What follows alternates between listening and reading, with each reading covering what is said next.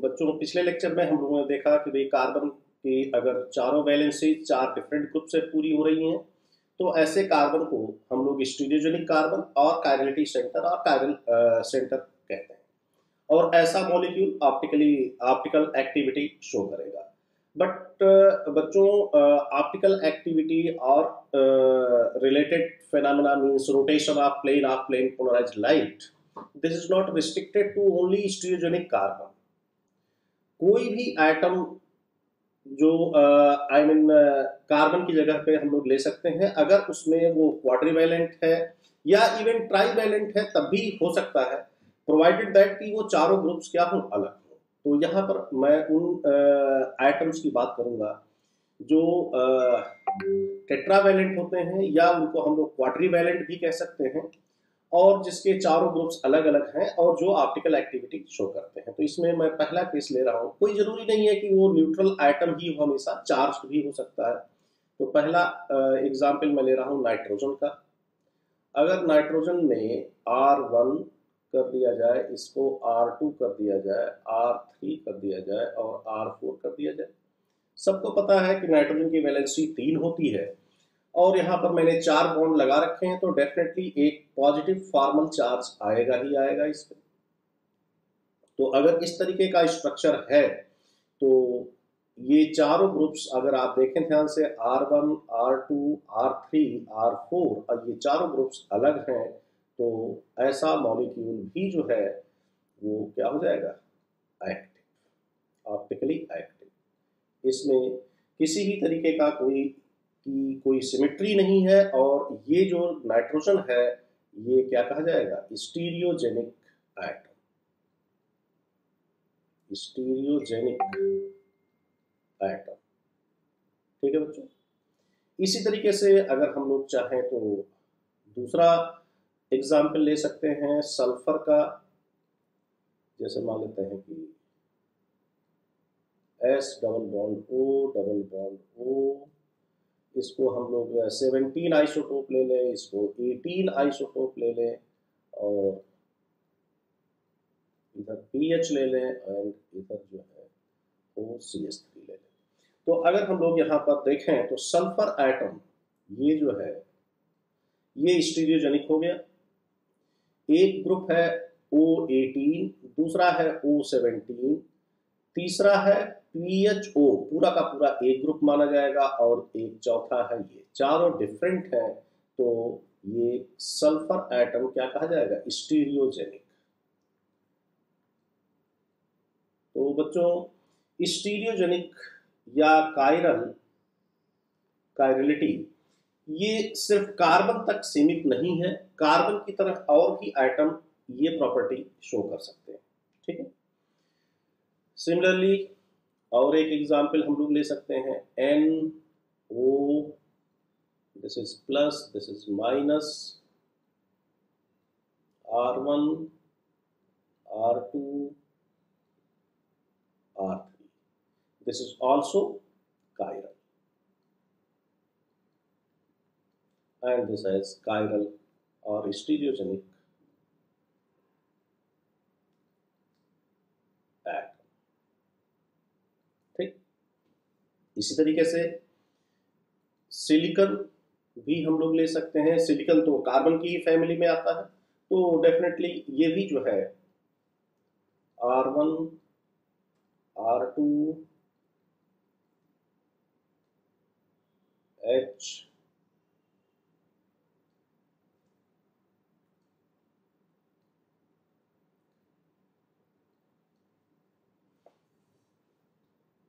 And R3। तो इस तरीके से ये डिफरेंट ग्रुप्स हो गए, R1, R2, R2 and R3। तो ये मॉलिक्यूल भी क्या हो जाएगा, कायरल, एंड ये हो जाएगा स्टीरियोजेनिक एटम। स्टीरियोजेनिक एटम के ऊपर हम लोग एक एस्टेरिस्क लगा देते हैं जिससे कि हम लोग इसको आइडेंटिफाई कर लें। ठीक है बच्चों। तो इस तरीके से कंपाउंड्स विद क्वाड्रीवैलेंट स्टीरियोजेनिक और chiral atom, not necessarily carbon, यानी कार्बन कोई जरूरी नहीं है। ठीक है, तो इस तरीके से हम लोग टेट्रावैलेंट स्पीसीज जिसमें चारों ग्रुप्स अलग अलग हों उनकी भी स्टीरियोकेमिस्ट्री देख सकते हैं। बट क्या है बच्चों, ऐसे कंपाउंड्स बहुत लिमिटेड हैं, इनका स्कोप बहुत कम है, इसलिए आपको ज्यादा से ज्यादा कंपाउंड्स किसके मिलते हैं, कार्बन के मिलते हैं। ठीक है, टेट्रावैलेंट, तो इसमें एक बहुत ही पॉपुलर और बहुत ही इंपॉर्टेंट केस हम लोग मिलता है टर्शियरी अमीन का। नाइट्रोजन ये lone pair R1 R2 R3, अगर तीनों सब्स्टिट्यूएंट्स ये डिफरेंट हों तो हम लोग ये मान सकते हैं कि ये भी जो है क्या है, कायरलिटी शो करेगा। This is tertiary amine. Tertiary amine, तो बच्चों टर्शियरी अमीन में अगर ये तीनों ग्रुप्स डिफरेंट हों तो ऐसा अमीन जो है वो क्या होगा, optically active, means chiral, chiral means optically active, right. But क्या प्रॉब्लम आ गई, प्रॉब्लम ये आ गई बच्चों इस केस में कि हम लोग इसके डेक्स्ट्रो एंड लीवो फॉर्म को रूम टेम्परेचर पर अलग नहीं कर सकते। We can not resolve them, यानी उसको अलग अलग नहीं कर सकते। उसका कारण ये है कि ये आपस में बहुत ही तेजी से इंटर कन्वर्ट होते रहते हैं, अपना कॉन्फर्मेशन चेंज करते रहते हैं, जिससे कि हम इन दोनों आइसोमर्स को आइडेंटिफाई नहीं कर पाते हैं और दोनों क्या होते रहते हैं, आपस में इंटर, हाँ लो टेम्परेचर पर अगर हम लोग ले जाएंगे तो दोनों को सेपरेट कर सकते हैं। ठीक है, so but we cannot resolve them, we cannot resolve the D plus isomer and L minus isomer, ठीक है, at room temperature, at room temperature। ठीक है, तो एक हम लोग के दिमाग में एक क्वेश्चन आ रहा है, भाई क्यों नहीं कर सकते, why we can not resolve them. तो इसका आंसर है बच्चों कि ये क्या करता रहता है, रूम टेम्परेचर पे फ्लिप करता रहता है और फ्लिप करके ये आपस में इंटर कन्वर्ट, यानी एक डायनेमिक इक्विलिब्रियम में रहते हैं दोनों स्ट्रक्चर्स। तो देखिए N R1 R2 R3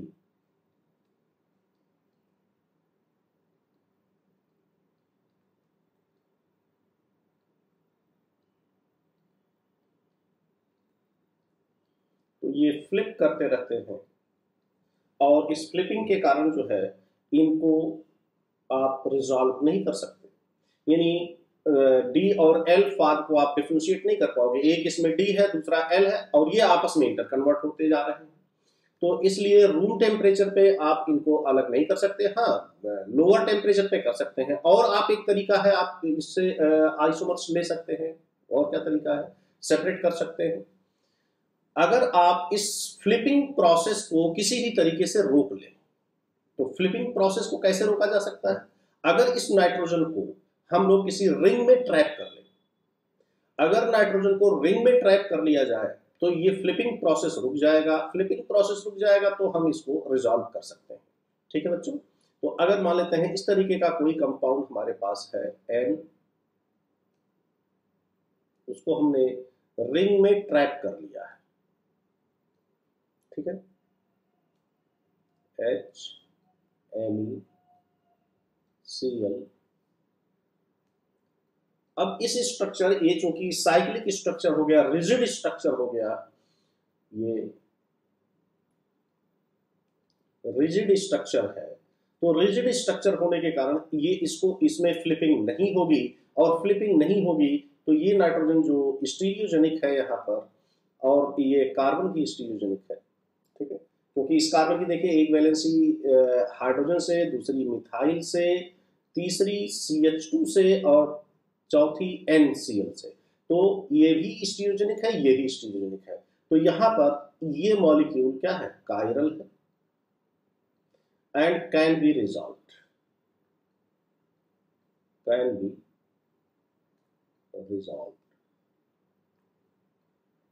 resolved into D plus L minus, यानी इस आइसोमर से, यानी इस मॉलिक्यूल के दोनों आइसोमर को हम लोग अलग अलग कर सकते हैं। ठीक बच्चों, तो अगर नाइट्रोजन कहीं साइक्लिक स्ट्रक्चर में ट्रैप है, वो फ्लिप नहीं कर सकता है, तो ऐसी कंडीशन में हम लोग उसको रिजॉल्व कर सकते हैं। ठीक, अब देखिए, अगर हम लोग नाइट्रोजन की जगह पे फास्फोरस ले लें, तो phosphorus R1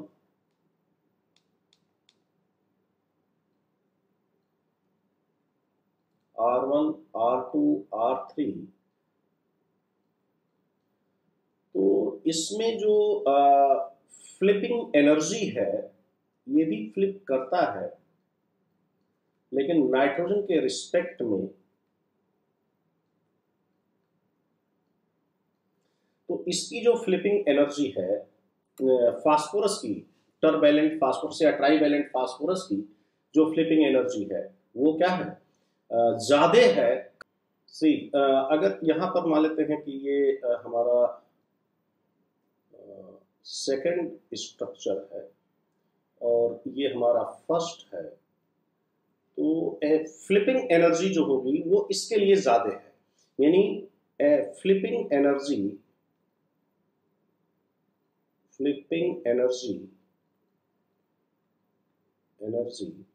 for 2 is more than 1। मतलब अगर फास्फोरस है तो फास्फोरस का जो फ्लिप होंगे ग्रुप्स इसके, उसके लिए ज्यादा एनर्जी लगानी पड़ेगी, तो इसलिए आप इसके कंपाउंड्स को क्या कर सकते हैं, रिजॉल्व कर सकते हैं, सेपरेट कर सकते हैं। तो फास्फोरस के भी compounds similar I mean phenomena show करेंगे, ठीक है, जैसा कि नाइट्रोजन के।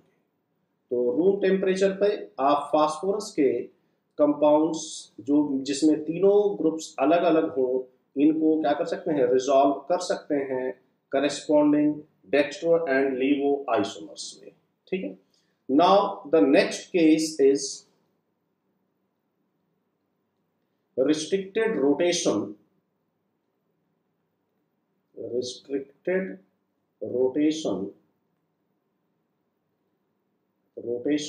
giving rise to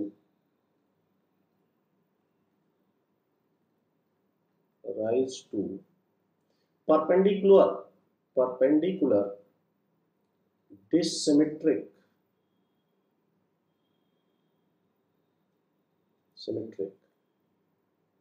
plane.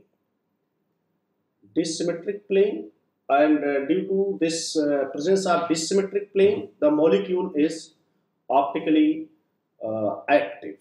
और इसमें आते हैं बच्चों आपके allenes, not all but some of the suitably substituted allenes, biphenyls and spiranes. ठीक है, तो बच्चों इसके बारे में मैं ऑलरेडी बात कर चुका हूं, लेकिन फिर भी एक बार रिवाइज करा देता हूं। C double bond C whole N A B। First condition is A should not equal to B and N is equal to 1, 3, 5, 7 like this. So such type of compounds are active. Such type of compounds are active. देखिए कैसे active हो जाएंगे, अगर हम लोग N की value 1 ले लें तो हमें मिलेगा C डबल बॉन्ड C, और ऐसी सिचुएशन में जो A होगा और ये जो B होगा, और यहाँ पर जो A और B हैं, अब इसमें कोई भी सिमेट्री नहीं रहेगी, प्लेन ऑफ सिमेट्री नहीं है, अल्टरनेटिंग एक्सिस ऑफ सिमेट्री नहीं है, पॉइंट ऑफ सिमेट्री नहीं है, किसी भी तरीके की कोई सिमेट्री नहीं है, एक्सिस ऑफ सिमेट्री प्रेजेंट है लेकिन उसको हमें देखना ही नहीं होता है।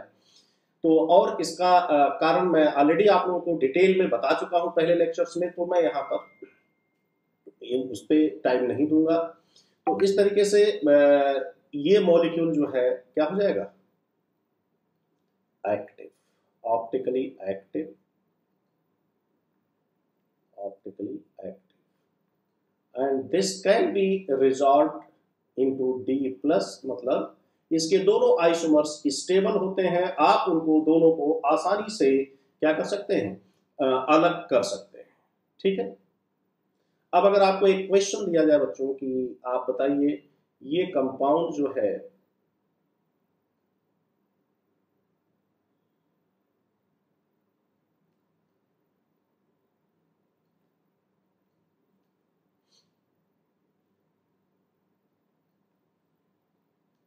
ये कंपाउंड ऑप्टिकली एक्टिव होगा या नहीं होगा, तो देखिए पहले तो आप डबल बॉन्ड्स देखेंगे तो यहाँ पे number of carbon atoms 1, n की वैल्यू 1 है, एक स्टेप तो ये सेटिस्फाई कर रहा है, लेकिन ये दोनों ग्रुप्स क्या हो गए, सेम हो गए, तो इसलिए A is equal to B हो गया, और इस तरीके से ये मॉलिक्यूल ऑप्टिकल एक्टिविटी नहीं शो करेगा, no optical activity, no optical activity.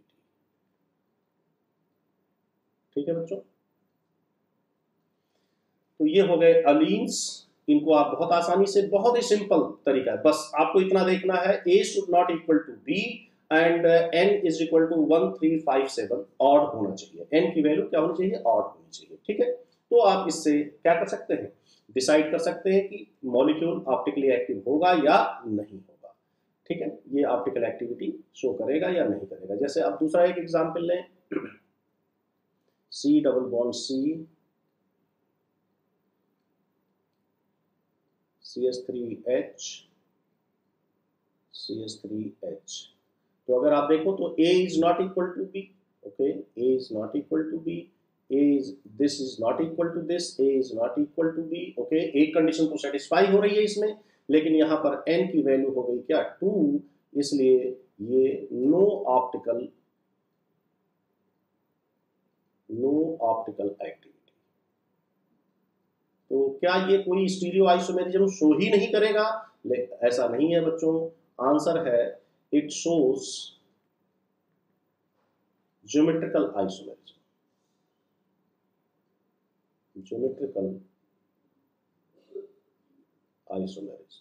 ठीक है, तो इस तरीके से ये ज्योमेट्रिकल आइसोमेरिज्म शो करेगा, ऑप्टिकल आइसोमेरिज्म नहीं शो करेगा। ठीक है,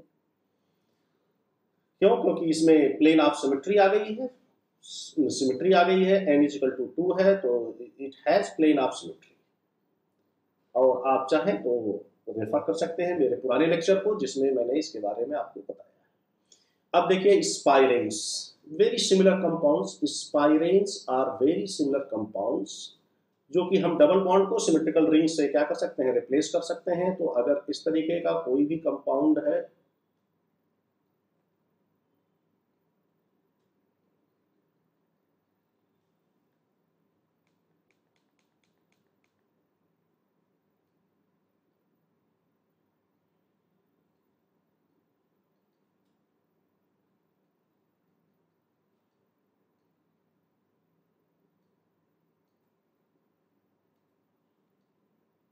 A is not equal to B, और इसमें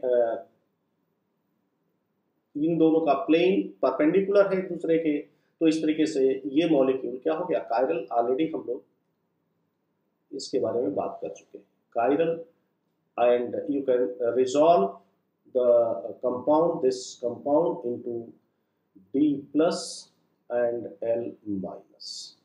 ठीक है, ये कायरल होगा।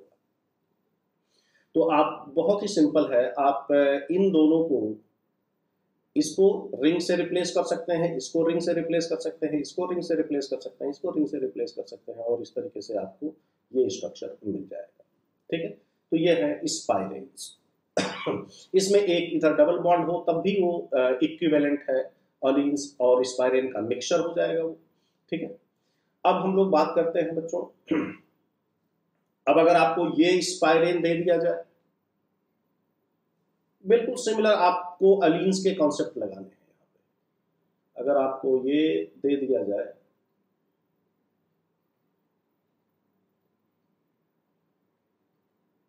ए बी,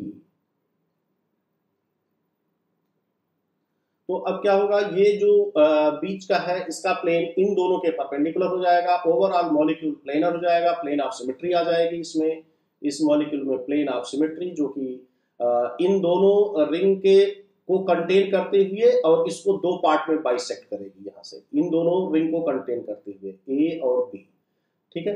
तो इन दोनों रिंग को कंटेन करते हुए और इसके परपेंडिकुलर पास हो जाएगी, दोनों ये मिरर इमेज, आई मीन दो इक्वल पार्ट में और दोनों एक दूसरे के mirror image. So plane of symmetry, so plane of symmetry means optically inactive, inactive, ठीक है। बट शोज, क्योंकि A is not equal to B है, shows geometrical isomerism, geometrical isomerism, ठीक है। ये ज्योमेट्रिकल आइसोमेरिज्म शो करेगा, ठीक।